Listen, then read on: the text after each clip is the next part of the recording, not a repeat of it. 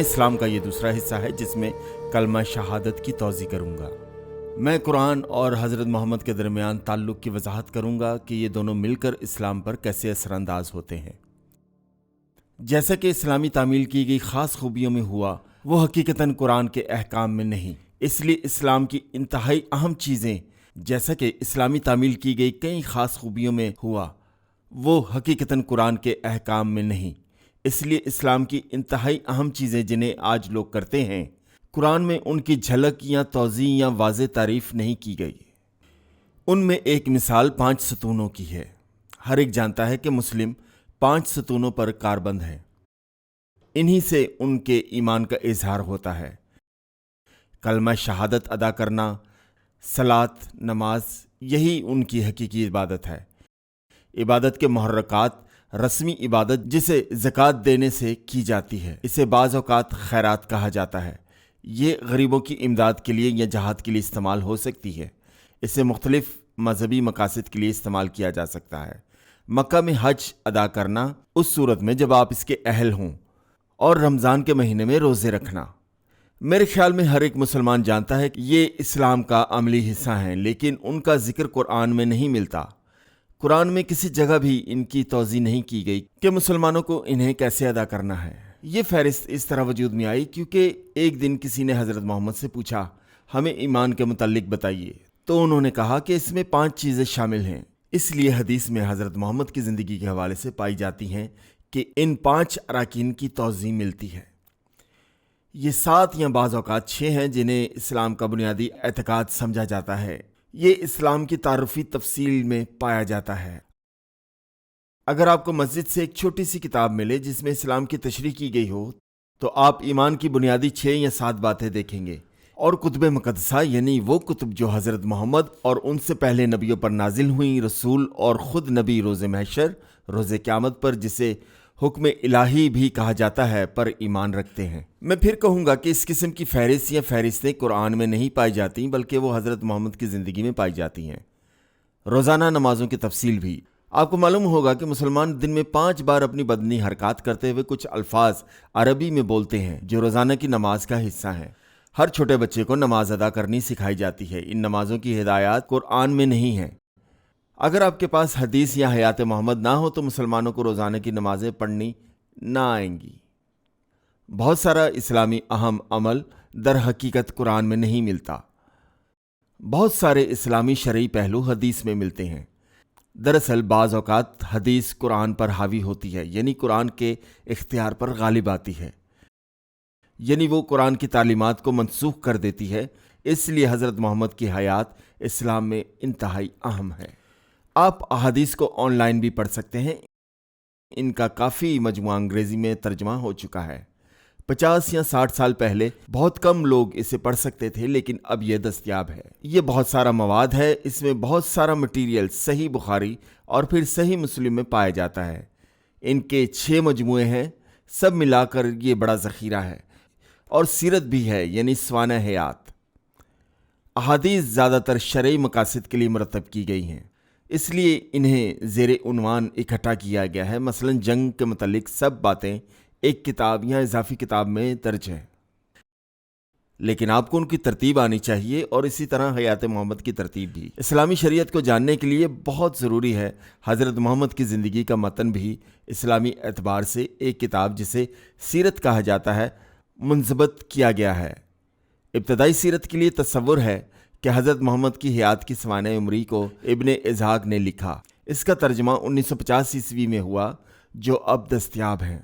یہ پڑھنے کے لیے بڑی دلچسپ اور اہم کتاب ہے۔ جو سنجیدگی سے اسلام پر تحقیق کرنا چاہتے ہیں، انہیں اسے پڑھنا چاہیے اور اس کی تحریر سے واقف ہونا چاہیے۔ متن کے اعتبار سے سیرت النبی، سوانح عمری اور ابتدائی مواخذ حدیث جتنے قابل اعتماد نہیں۔ وہ جس کا یہاں پر بیان ہوا ہے وہ ہجرت مدینہ کے قریباً 150 سال بعد لکھی گئی، اور 200 سال ہجرت کے بعد اس کی ایڈیٹنگ کی گئی۔ اس لیے پھر بھی اناجیل کے مواخذ کی جتنی قریب نہ تھی۔ یاد رکھنے کی بات یہ ہے کہ احادیث کو حضرت محمد کی تقریباً 200 سے 300 سال بعد تالیف کیا گیا۔ اناجیل سے مقابلہ کیجئے جو مسیح کی عین حیات میں لکھی گئیں، بالکل ایسے ہی جیسے بیٹلز کے لیے آج لکھا جا رہا ہے۔ جب آپ سیرت النبی سوانح حیات یا احادیث کے متعلق خیال کریں، وہ ان کے زمانہ کے کوئی 200 سال بعد جمع کی گئی۔ یہ بالکل ایسے ہی ہوگا جیسے کینیڈا میں جو واقعات سن 1800 عیسوی میں ہوئے اب لکھے جا رہے ہیں۔ خدا یسوع مسیح کی زندگی کے متعلق واقعات بنسبت اسلامی مواد کے چناؤ اور اس پر اتفاق کیے جانے سے بہت کم عرصہ میں لکھے گئے، اس لیے کہ مسلمان پہلے 200 سال دنیا کو فتح کرنے میں مصروف رہے، اس لیے انہوں نے بعد میں اپنے اسلامی مواد کو جمع کیا اور ترتیب دیا۔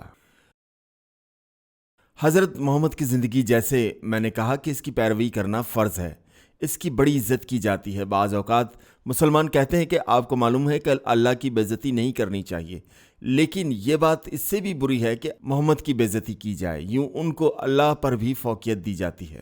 حضرت محمد کو مسترد ہونے کا تجربہ تھا۔ میں ان کے نفسیاتی نقصان کے متعلق بعد میں بات کروں گا۔ حضرت محمد کی زندگی کے کئی پہلو بڑے مثبت ہیں۔ وہ یتیموں کی نگہداشت کرتے تھے، انہیں غریبوں کا درد تھا، اور بعض اوقات وہ بڑے عمدہ اور شرافت سے بات کرتے تھے۔ مگر کچھ باتیں حضرت محمد نے کی اور کہیں اور ان کے زمانے کے اخلاقی معیار کے خلاف تھیں۔ حضرت محمد نے کچھ باتیں ایسی کی کہ رونگٹے کھڑے ہو جاتے ہیں۔ اگر حضرت محمد ان باتوں کو آج کینیڈا میں کرتے تو انہیں عمر قید سے بھی لمبی سزا دی جاتی۔ اس سے بڑا مسئلہ پیدا ہو جاتا ہے کیونکہ حضرت محمد بہترین مثال تھے اور آپ کو ان کی اتباع میں راستی سے چلنا ہے، تو پھر بھی آپ ان کی زندگی کی محیب باتوں سے کیسے بچ سکیں گے، جن میں عورتوں سے جبری مباشرت، قیدیوں پر اذى رسانی، لوٹ مار، قتل و غارت، دغوئی اور کئی اور قباحتیں شامل تھیں۔ آپ ان مسئلوں سے کیسے گریز کر سکیں گے؟ حضرت محمد کی تجدید کون کرے گا؟ جیسا کہ وفا سلطان نے ایک سوال کے جواب میں کہا، کیا اسلام کو تبدیل کیا جا سکتا ہے؟ دلچسپ بات یہ ہے کہ اسلامی شریعت حضرت محمد اور شریعت کی کتب پر تنقید کرنے سے منع کرتی ہے۔ بعض اوقات مختلف طریقوں کی طویل فہرست فراہم کی گئی ہے جن سے حضرت محمد پر تنقید کی اجازت نہیں دی جا سکتی، اس لیے کہ ان کے لیے لوگ بہت حساس ہیں۔ میرے خیال میں مسلمان حضرت محمد کے متعلق شرمسار ہیں کیونکہ ان کے متعلق کئی باتیں شرمناک ہیں۔ میرے خیال میں حضرت محمد کی تعریف کرنا اور ان کو عظیم شخصیت کہنا ایک طرح ان کے کردار کے سنجیدہ مسائل کی سطر پوشی ہے۔ یہ بات بھی حقیقتاً دلچسپ بات ہے کہ مغربی عالم جیسے کیرن آرمسٹرانگ اور دیگر جنہوں نے حضرت محمد کے متعلق لکھا ہے، یوں لگتا ہے انہوں نے نازیبا مواد کو حذف کر کے ان کی خوبیوں کو مرکز نگاہ بنایا ہے، کیونکہ ان کی زندگی کا کردار ایسا متضاد تھا کہ آپ کو اس کے متعلق کچھ نہ کچھ کرنا پڑتا ہے۔ یا تو آپ ان باتوں کو بیان کریں جو حقیقتاً انہوں نے کی، اس صورت میں اسلام کی تنقید کے لیے یہ تقابلی عمل ہوگا۔ مطلب یہ کہ جب تک آپ ان باتوں کو مان نہیں لیتے کہ ان پر عمل کرنا درست ہے، یا آپ ان باتوں پر خاموشی اختیار کر لیتے ہیں اور انہیں چھپا دیتے ہیں، ایسی صورت میں آپ اسلام کے لیے ایک الگ جواز پیش کرتے ہیں جو مثبت ہے۔ اس لیے یہ جاننا انتہائی مشکل ہے کہ اس مواد کو کیسے ہینڈل کیا جائے۔ میرے خیال میں یہ علماء کے لیے مشکل ہے جو اس میں اسپیشلائز کرنا چاہتے ہیں۔ اگر وہ اس مواد کو ظاہر کرتے ہیں تو یوں آپ مسلمانوں سے کٹ جائیں گے اور تنازع مول لے لیں گے۔ کینیڈا میں آج حضرت محمد کے قول و فعال کو کھلم کھلا بیان کرنا مسلمانوں کی مخالفت اور نفرت کو دعوت دیتا ہے۔ اس حقیقت کو کہ انہوں نے ایک 6 سالہ لڑکی سے شادی کی اور جب وہ 8 یا 9 سال کی ہوئی تو رخصتی ہوئی۔ اس لیے بہت سی مسلم خواتین کو اسی مثال کی وجہ سے چھوٹی عمر میں شادی کرنی پڑتی ہے۔ یہ صرف مذہبی ہی نہیں بلکہ بہت بڑے سیاسی مسئلے کا چارج ہے۔ اب کلمہ شہادت پر آئیے تو میں ایمان لاتا ہوں کہ سوائے اللہ کے کوئی خدا نہیں اور محمد اس کے نبی ہیں۔ اس اعتراف سے ایک مسلمان حضرت محمد کے کردار اور روحانی اقدار سے وابستہ ہو جاتا ہے۔ یہ روحانی اقدار کی تنزلی زنجیر کی طرح ہے۔ جب آپ اس کو اپنا ہادی مان لیتے ہیں تو اس کے مسائل آپ کے مسائل بن جاتے ہیں، اس لیے گناہ آپ کے گناہ بن جاتے ہیں، اس کا جبر آپ کا جبر بن جاتا ہے۔ جب آپ اسلام کو ترک کرتے ہیں تو یہ ایک بڑا مسئلہ ہوتا ہے۔ حضرت محمد کی مثال، کلمہ شہادت ایک پشت در پشت عہد ہے۔ مسلمانوں کی اولاد مسلمان ہوگی، اس سے آپ اور آپ کی نسل نبی حضرت محمد سے منسلک ہو جاتی ہے۔ اسلام کو ترک کرنا کلمہ شہادت سے انحراف ہے۔ قرآن اور تعلیمات اسلام کے متعلق سزا کی دھمکیوں اور لعنتوں میں شامل ہونا ہے۔ جیسے سورہ 59 کی 7ویں آیت میں لکھا گیا ہے، اللہ تعالیٰ سے ڈرتے رہا کرو، یقیناً اللہ تعالیٰ سخت عذاب والا ہے۔ اسلام ہی وہ واحد مذہب ہے جو اسے ترک کرنے والوں کے لیے موت کا فتویٰ دیتا ہے۔ میں اب قرآن کے انضباط کے متعلق گفتگو کروں گا۔ اس کو ابواب میں تقسیم کیا گیا ہے جنہیں سورت کہا جاتا ہے۔ اس میں پہلے ابواب طویل ہیں اور پھر مختصر۔ پولس رسول کے نئے عہد نامہ کے خطوط بھی پہلے لمبے اور بعد ازاں چھوٹے ہیں۔ رومیو کے نام پہلا خط سب سے لمبا ہے۔ سورتوں میں تاریخی اعتبار سے ترتیب نہیں، اس میں کوئی کہانیوں کا ربط نہیں۔ اگر آپ انہیں نہیں سمجھتے تو یہ پڑھنے میں کافی گنجلک ہے۔ یہاں تک کہ ایک باب یا سورت میں کئی اقتصابات ہیں جو حضرت محمد کی زندگی میں مختلف اوقات سے تعلق رکھتے ہیں۔ قرآن نہایت شخصی دستاویز ہے۔ واقعات حضرت محمد کی زندگی سے مربوط ہیں۔ حضرت محمد کی زندگی بھر یہ آہستہ آہستہ واقع ہوتے رہے۔ وہ کچھ کر رہے ہوتے تو کہتے اللہ نے مجھ پر وحی بھیجی ہے، اور اس پیغام کا مطلب اسی سے ملحق ہوتا جو اسی خاص وقت اور مقام پر کرتے ہوتے۔ حضرت محمد اور قرآن ایک ہی ہیں، انہیں کوئی جدا نہیں کر سکتا۔ قرآن اسلام میں ریڑھ کی ہڈی کی طرح ہے اور حضرت محمد اسلام کے بدن کی طرح ہیں۔ وہ دونوں مل کر ایک ہی کام سر انجام دیتے ہیں۔ آپ صرف ریڑھ کی ہڈی یا بدن سے کام نہیں چلا سکتے۔ آیات خاص مواقع پہ نازل ہوئیں۔ عموماً قرآن میں سیاق و سباق نہیں، اس لیے ہمیں اسے سمجھنے کے لیے حدیث اور سیرت النبی کی ضرورت ہوگی۔ قرآن کے سیاق و سباق کا مطلب یہ ہے کہ حضرت محمد کی زندگی کو جاننا، اور یوں یہ اکٹھے کام کرتے ہیں۔ اکثر اوقات حدیث قرآن کی تشریح کرتی ہے۔ اس کی مثال یہ ہے کہ قرآن کی سورہ 60 کی آیت 8 میں یہ فرمان ہے، جن لوگوں نے تم سے دین کے بارے میں لڑائی نہیں لڑی اور تمہیں اپنے وطن سے نہیں نکالا، ان کے ساتھ سلوک اور احسان کرنے اور منصفانہ برتاؤ کرنے سے اللہ تعالیٰ تمہیں نہیں روکتا۔ اس کو سمجھنا ذرا مشکل ہو رہا ہے کہ اس کا مطلب کیا ہے، اور بالکل ایسے ہی کئی اور اقتصابات قرآن میں پائے جاتے ہیں۔ لیکن ایک حدیث ہے جو اس اقتباس کی کہانی بیان کرتی ہے۔ آسمہ بنت ابو بکر نے کہا، میری ماں مجھ سے ایک کام کروانے کی غرض سے میرے پاس آئی اور وہ مسلمان نہیں تھی، اس لیے اس مسلمان عورت نے حضرت محمد سے پوچھا، کیا میں اپنی ماں سے مہر کا سلوک کر سکتی ہوں؟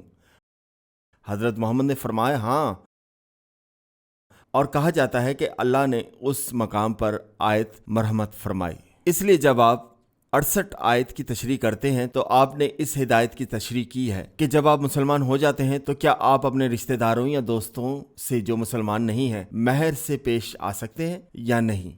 اور ہدایت یہ ہے کہ جب تک وہ آپ سے ناروا سلوک نہیں کرتے یا آپ کو گھر سے نکال نہیں دیتے یا کوئی اور دکھ نہیں دیتے تو آپ کو ان سے مہربانی کرنے کی اجازت ہے۔ آپ اپنی ماں سے مہر سے پیش آ سکتے ہیں جب تک وہ آپ کے مذہب کی مخالفت نہیں کرتی یا اس کی وجہ سے کوئی مشکل پیدا نہیں کرتی۔ تو یہ مثال ہے حضرت محمد کی زندگی کی جس سے قرآن کی آیت کی تشریح ہوتی ہے۔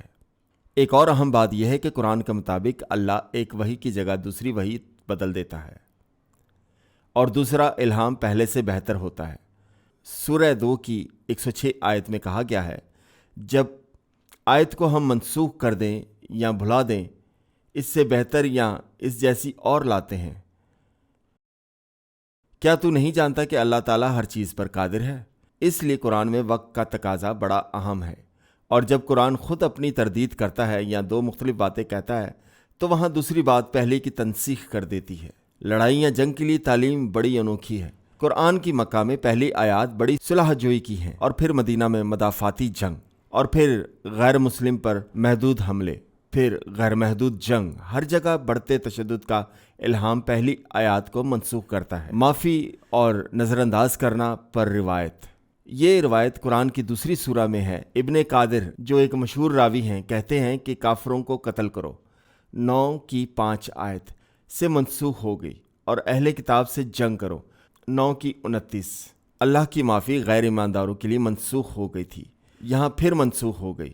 یہ آیت تلوار سے منسوخ ہو گئی، 9 کی 5۔ اللہ کے پیغمبر اور ان کے حواری بے دینوں اور اہل کتاب کو معاف کر دیا کرتے تھے، یعنی یہودیوں اور مسیحیوں کو، جیسے اللہ نے حکم دیا۔ یہ اس وقت تک ہوا جب تک اللہ نے ان سے جنگ کرنے کی اجازت نہ دی تھی۔ عربی میں جنگ کے معنی قتل کرنے کے ہیں۔ پھر اللہ نے انہیں تباہ کر دیا جن کے لیے خدا نے انہیں حکم دیا کہ قتل کیے جائیں۔ اس حصے کو ہم یہیں ختم کرتے ہیں۔